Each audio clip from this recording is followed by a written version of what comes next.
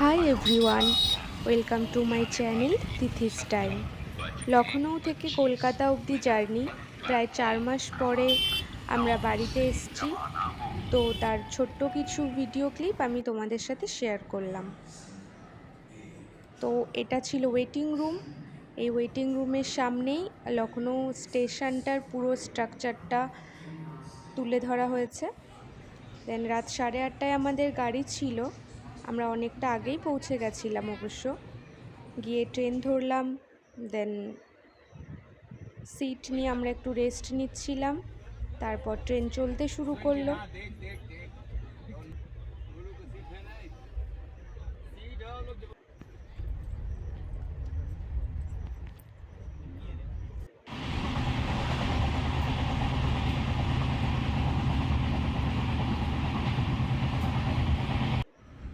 তারপর পুরো একদিন জার্নির পর, মানে আমাদের আসতে পুরো একদিন লেগে যায়।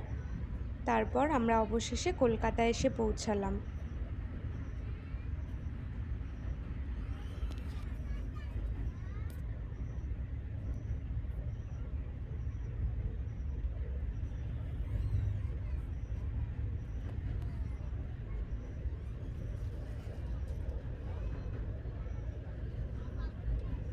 Thanks for watching.